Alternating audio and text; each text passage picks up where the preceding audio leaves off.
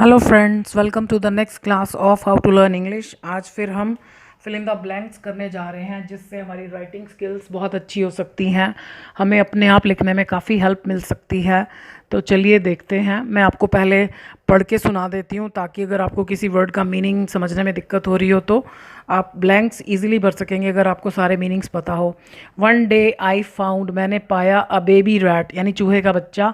Nibble, nibble means होता है कुतर देना, जैसे चूहे दांतों से कुतर देते हैं। My books, I not like my books nibble because I spend a lot money on. I decide catch rat, I buy cat. Get rid होता है छुटकारा पाना। Get rid rat. One day I find cat drink milk kitchen. I realized, महसूस करना। That I increase, बढ़ाना। माई troubles, अपनी मुसीबतें। Bye bye cat. Next day I leave, छोड़ देना। Cat park. I see cat go away. Again I start think how solve my problem. Suddenly idea come my mind. I buy mouse trap. Mouse trap होता है चूहेदानी, यानी चूहे पकड़ने वाली जो वो बॉक्स होता है। आई डेंगल, डेंगल होता है लटकाना। Piece bread as a bait, bait means होता है चारा, जो किसी को फंसाने, किसी जानवर को फंसाने के लिए जो चारा डाला जाता है, जो मतलब जो चीज़ चारे की तरह यूज़ की जाती है, गाय भैंस वाला चारा नहीं। Rat, 2 days pass but I not find any rat come near trap, trap मतलब माउस ट्रैप, चूहेदानी। After 2 days I understand why rats not attract, आकर्षित करना। सॉरी बेट, चारा जो उसको फंसाने के लिए लगाया। ब्रेड ड्राई, ड्राई मीन सूख जाना। सो आई हैंग, लटकाना। Piece sweet it. In morning when I wake up I go the trap. My surprise there small cat trap it. Same cat I leave park. I it seem, seem means लगना, प्रतीत होना। That she find rat the trap, but that day she a mood have sweets, she eat sweets and rat run away. So आप इनके answers लिखिए, फिर उसके बाद video के एंड में आप आंसर्स देख सकते हैं। तो चलिए अब आंसर्स देखते हैं। वन डे, एक दिन मैंने पाया, यानी ये स्टोरी पास्ट की है। जब भी कोई कैरेक्टर पहली बार आ रहा है जिसके बारे में हम जानते ही नहीं, A am the. I found a baby rat. अब हम ये 2-3 स्टोरीज में सीख चुके हैं कि जब भी हमने सब्जेक्ट को पाया, देखा, सुना, ऑब्जेक्ट को पाया, सुना, देखा, पकड़ा, तो हमेशा कुछ करते हुए, तो ये प्रेजेंट पार्टिसिपल है। यहाँ पर हमेशा आईएनजी आएगा वर्ब के साथ। यहाँ पर हम 2+ फर्स्ट फॉर्म यूज़ नहीं कर सकते। सो मैंने उसको पाया कुतरते हुए। माई बुक्स, मेरी किताबें। आई डिड नॉट लाइक, मुझे अच्छा नहीं लगा। क्या? माई बुक्स, मेरी किताबें, कि कुतरी जाएं, यानी मेरी किताबें कुतरी जा रही हों, ये मुझे अच्छा नहीं लगा। तो यहाँ पर भी यही वाला रूल है कि अब यहाँ पर बुक्स के साथ ऐसा हो, यहाँ पर तो रैट था, तो रैट ये काम कर रहा था, तो हमने एक्टिव वॉइस में बनाया। यहाँ पर बुक्स थी, तो बुक्स को कुतरे जाते हुए मुझे अच्छा नहीं लगा, तो बीइंग निबल्ड। बिकॉज, क्योंकि मैंने उन पर बहुत पैसा खर्च किया था। अब ये इन सबसे पहले की बात है, मतलब थोड़ी और पास्ट में चले गए। लेटेस्ट सिचुएशन क्या थी कि चूहा किताबें को उतर रहा था, लेकिन उससे पहले हमने वो खरीदी हुई थी, बहुत पैसा खर्च किया था, इसलिए पास्ट परफेक्ट आएगा। So because I had spent, third form, a lot of money on them. ये गलती ध्यान से देखिएगा, मैंने अक्सर देखा स्टूडेंट्स को कि जब नॉन लिविंग चीज़ों की बात हो, नॉन लिविंग की बात हो रही है, तो वो उसके लिए हमेशा इट लगाते हैं, चाहे वो एक हो या ज़्यादा हो। ऐसा नहीं है, नॉन लिविंग्स के लिए भी दे और दैम लगता है। तो यहाँ पर बुक्स बहुत सारी हैं, तो यहाँ पर दैम आएगा, इट नहीं आएगा। इट लिखेंगे तो गलत हो जाएगा। आई डिसाइडेड, मैंने डिसाइड किया। टू कैच, अब वर्ब के बाद फिर वर्ब तो इन्फिनेटिव यूज़ होता है। सो आई डिसाइडेड टू कैच। अब ये काम भी क्योंकि मैंने ही करना था, तो ये एक्टिव वॉइस। अगर मुझे पकड़ा जाना होता तो ये पैसिव वॉइस होता, बी प्लस थर्ड फॉर्म हो जाता। I decided to catch the rat. अब द, पहली बारी अब मतलब उसी चूहे को जो किताबें कुतर रहा था। हो सकता है घर में और होंगे, लेकिन हम उसको जो किताबें कुतर रहा था उसको, या जो भी और है उसको पकड़ना चाहते हैं। आई बॉट, इसमें भी मैंने देखा स्टूडेंट्स गलती करते हैं, ब्रॉट और बॉट में अंतर नहीं जानते हैं। बाय में आर नहीं आता, तो उसकी किसी भी फॉर्म में आर नहीं आता, वो ब्रिंग होता है, लाना, ब्रिंग, ब्रॉट, ब्रॉट। ये बॉट है। आई बॉट, मैंने खरीदा क्या, अ कैट। अब ये देखो कैट का जिक्र पहली बार आया तो अ कैट किस लिए। अब कोई भी काम आपने किया किस लिए किया, तो इन्फिनेटिव आता है, to plus first form. To get rid, rid means छुटकारा, छुटकारा पाने के लिए, ऑफ द रैट। ये गेट रिड ऑफ इकट्ठा ही आता है हमेशा, गेट रिड के बाद हमेशा ऑफ प्रपोजिशन आती है, इसमें आप कोई चेंज नहीं कर सकते। ऑफ द रैट यानी वो वाला चूहा जो हमारी किताबें कुतर रहा है। So one day I found the cat, अब मैंने एक दिन पाया बिल्ली को। अब ये द कैट क्यों, क्योंकि हम उसको खरीद चुके हैं, तो मैंने बिल्ली को पाया। अब किसी को भी आपने कुछ पाया, यहाँ पर भी था ना पाया, ऐसा करते हुए, तो यहाँ पर भी बिल्ली को पाया पीते हुए, प्रेजेंट पार्टिसिपल, ड्रिंकिंग, क्या पीते हुए, द मिल्क, यानी जो किचन में पड़ा था इसलिए the milk in the kitchen, kitchen में उसको दूध पीते हुए पाया। आई रियलाइज, तो मुझे मतलब फ़ौरन एहसास हुआ, दैट कि मैंने अपनी मुसीबतें बढ़ा ली थी, यानी मैं अपनी मुसीबतें बढ़ा चुका था, ये काम मैं कर चुका था, इसलिए हैड, मैंने उसी वक्त मुसीबतें नहीं बढ़ाई अपनी, क्योंकि हम बिल्ली तो पहले खरीद चुके थे। तो मुझे ये एहसास हुआ कि I had increased my troubles, कि मैंने अपनी ट्रबल्स को, मुसीबतों को बढ़ा लिया था। बाय प्रपोजिशन है, प्रपोजिशन के फ़ौरन बाद वर्ब आए तो आईएनजी आता है। टू एक ऐसी प्रपोजिशन है जिसके बाद आईएनजी बहुत कम आता है, नॉर्मली टू के बाद फर्स्ट फॉर्म ही आती है, लेकिन यहाँ पर आईएनजी। बाय बाइंग, खरीदने के द्वारा, अ कैट। अब यहाँ पर हमने द नहीं लिखा।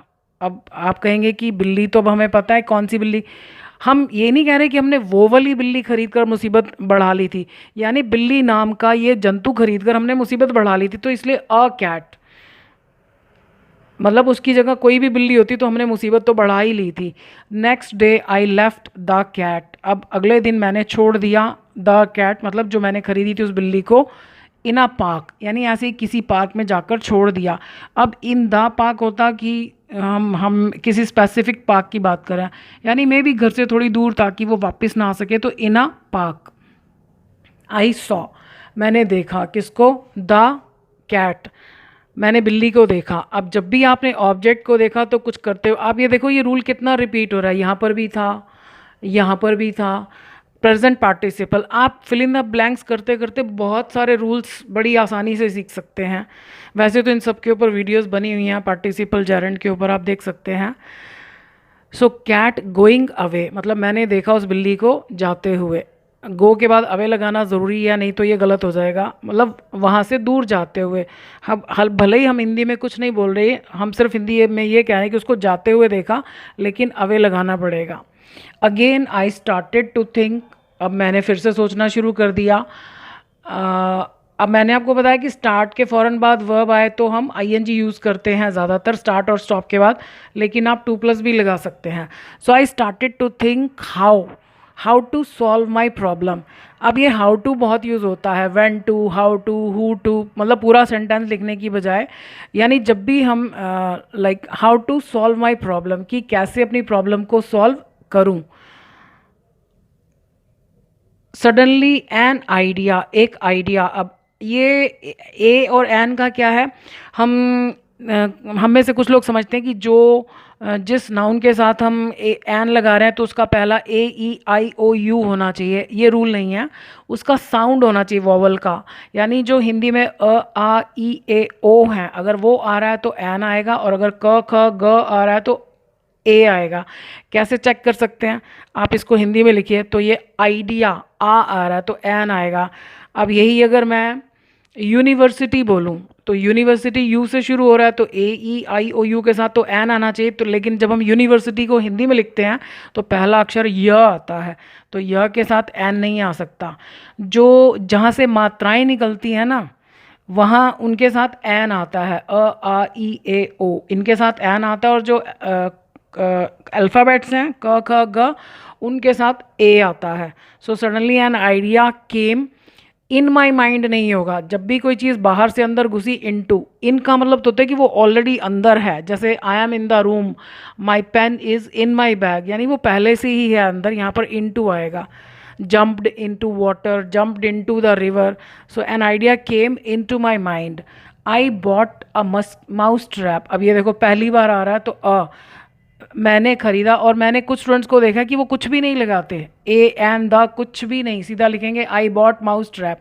गलत है। जब भी आप किसी नाउन की बात करें, मैक्सिमम नाउन से पहले आर्टिकल लगाना पड़ता है, a and the. So I bought a mouse trap. I dangle, dangle होता है कोई चीज़ लटका देना। आई डेंगल्ड क्या, अ पीस ऑफ ब्रेड, रोटी का टुकड़ा। एज अ बेट, एक चारे के तौर पर। फॉर द रैट, चूहे के लिए चारे के तौर पर मैंने रोटी का टुकड़ा टांग दिया।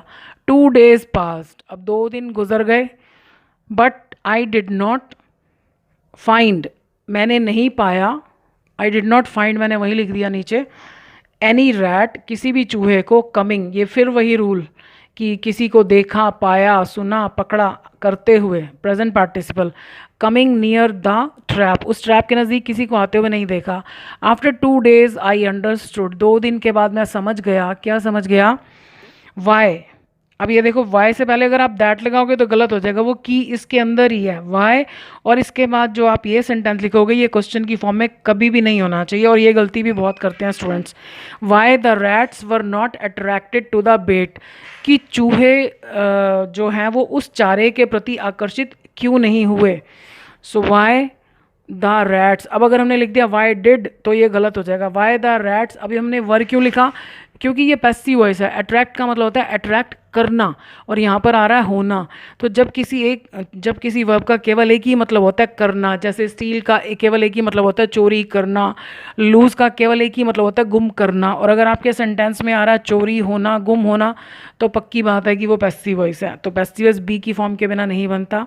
सो why the rats were not attracted to, attract के बाद हमेशा टू प्रपोजिशन आती है। टू द बेट, यानी वो बेट के प्रति अट्रैक्ट क्यों नहीं हुए।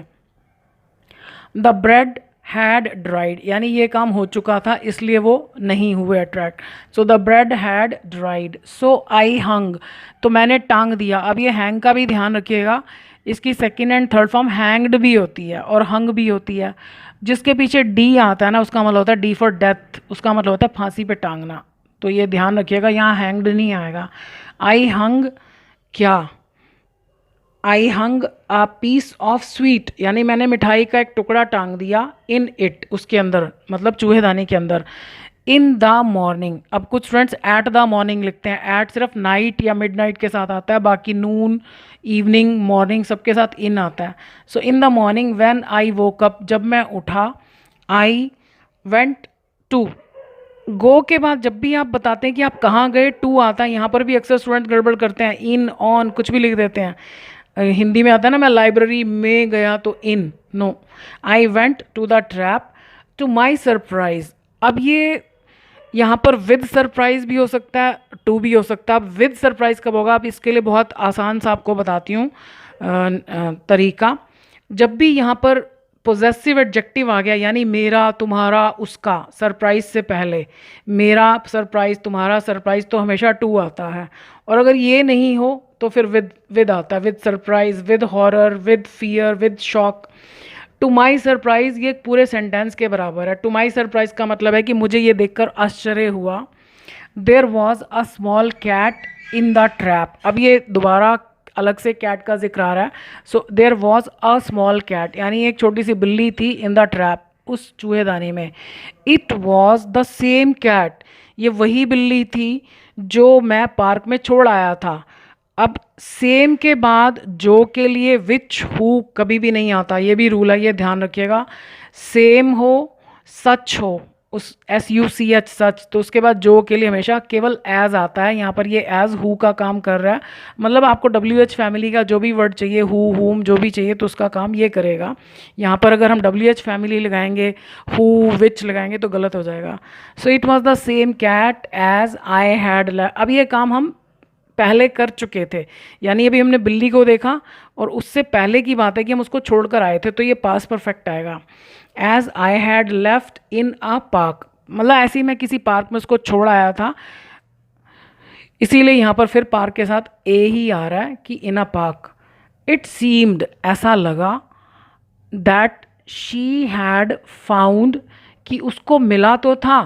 She had found a rat, अब उसके लिए वो अ रैट है कि उसको कोई चूहा दिखा तो था इन द ट्रैप, उस ट्रैप में।